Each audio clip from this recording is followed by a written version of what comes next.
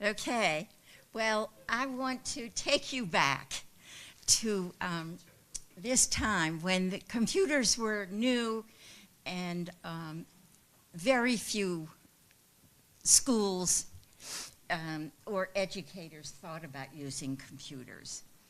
And it was, that's when we created Logo. And Logo for us was a programming language, a computer environment, and a computer culture.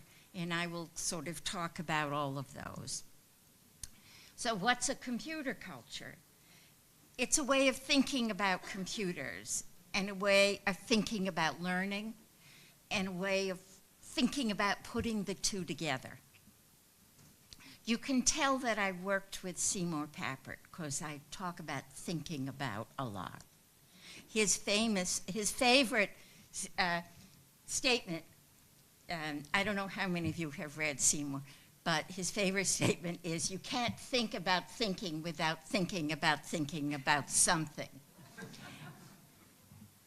And that resonates.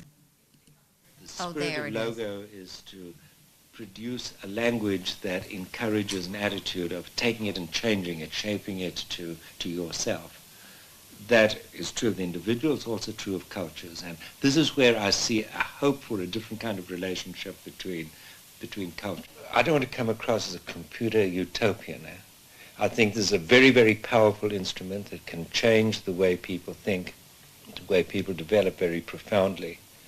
And I think it could go for good or for bad. And in fact, I think that all the forces are such that the path of least resistance is to produce scarily, very scary effects on the way children will develop. I tend more and more to avoid that word education.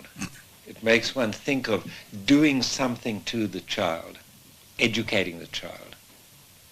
The total learning environment in which the child grows up includes school, of course, includes those deliberate so-called educational acts that society does on the child. But the most important parts are in relationship, in play, in social forms, in art, in sensibility to aesthetics. All this is part of the developing individual, and the computer enters into all of that.